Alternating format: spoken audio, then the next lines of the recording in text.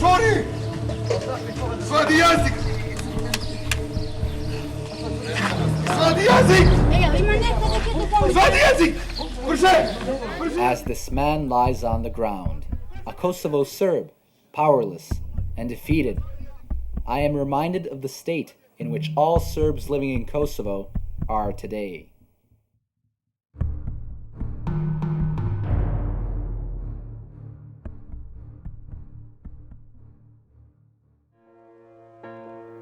In the southeastern part of Europe lies Serbia, and its southern province of Kosovo is the source of a centuries-long dispute between Serbs and Albanians who both claim it as their land. Kosovo is deeply embedded in the Serbian tradition, religion, and national identity. The many Christian Orthodox monasteries in Kosovo are a legacy of the golden times of the Serbian state. With the fall of Serbia under Ottoman rule, the ethnic balance shifted in favor of Albanians. The 20th century in Kosovo was marked by conflicts between Serbs and Albanians. In 1999, NATO bombed Serbia to halt a crackdown on ethnic Albanian separatism. After NATO took control of Kosovo, thousands of Serbs fled the province due to retaliation attacks from Albanian extremists. Could you please summarize and explain this delicate situation in Kosovo to somebody who, just an average person who might have not even ever heard of Kosovo? In a nutshell, for a Canadian sort of analogy, you have a province that has been on life support for decades, receiving what we would call equalization payments from the center to keep its head above water, with a large majority population of Kosovar, Albanian Muslims, and a relatively small population of Serbs. And no one can accuse the Serbs of treating the Kosovo Albanians with kid gloves. Over the decades following World War II, restricting service and top jobs in the civil service, universities, sometimes language rights, was ill-founded, but it wasn't brutal, particularly while maintaining a massive, what we Canadians call equalization payments and granting various degrees of autonomy. But the KLA correctly anticipated that if they commenced a campaign of killing Serbian security forces, the central government, Reed Milosevic, would overreact, because that's exactly what governments do. I don't have to tell this audience about the FLQ blowing up a few mailboxes, which was followed by the equivalent of martial law. Another mistake following on that, of course, was the illegal bombing of Serbia in March of 1999. I've got to watch my time here. But that was engineered long before the bombing. We have now evidence that the Americans were planning this months ahead of time.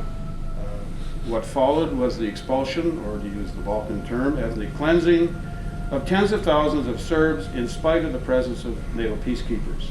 In the meantime, we know that what's happened in Kosovo, 150 Christian churches and monasteries destroyed, most of the non-Albanian population ethnically cleansed, and Kosovo has been, since 1999, the home of corruption and crime.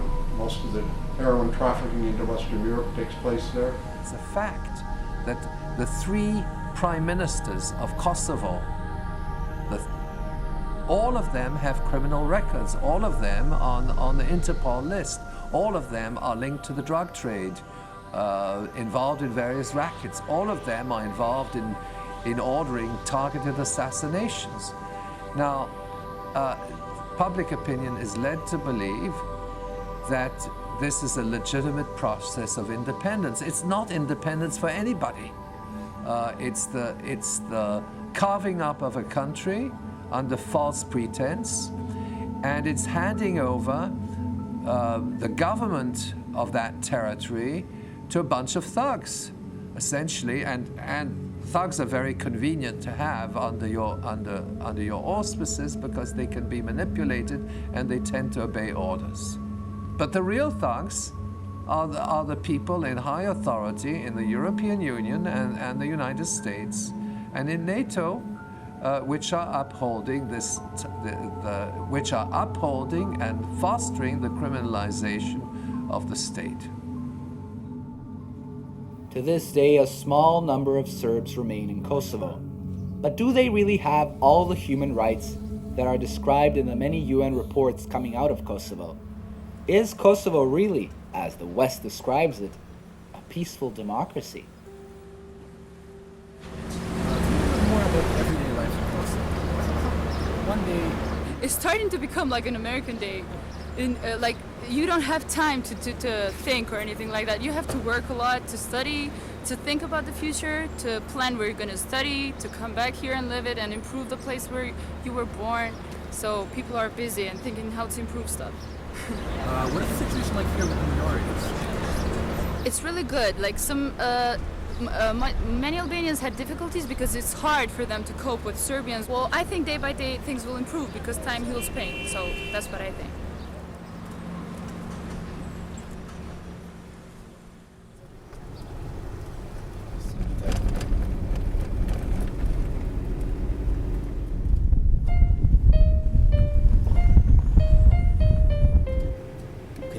One of the container cities. We call them container villages. I call them container cities.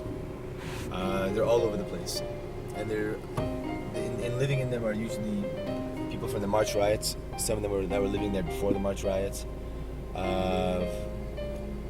The containers were donated by the Russians. Want to have a look?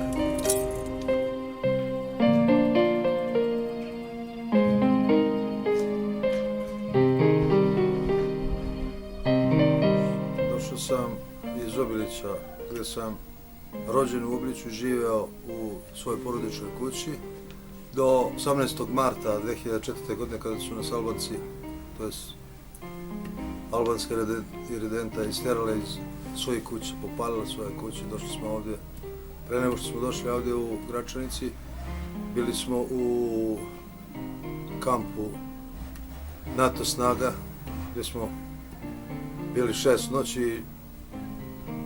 Tih 6 noći su najgore noći koje sam doživio i proživio u svom životu. Maltretirani od strane engleskih vojnika, proganjani. Ja imam običaj da kažem da imamo mi ona prava koje su 1999. godine imali Albanci, svega 50%. Ne znam da bi bilo sretnijeg nekog na svetu od srpskog naroda. Albanci su imali svo pravo. Imali su svoje škole, imali su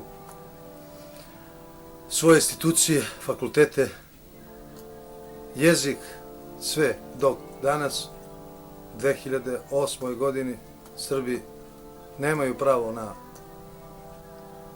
crkvu, nemaju pravo na svoj jezik, nemaju pravo na svoje škole, to jest jednim rečju nemaju pravo na život. Dakle, Albanci su na Kosovu i Metohiji pre 1999. godine imali daleko veća prava u ime jedne ideologije koja je živjela, bratstvo, jedinstvo. Ovde peru posuđe, tu se kupamo, tu ujemo i vese i sve. Preko zime dešava se po 48 sati da nema struje.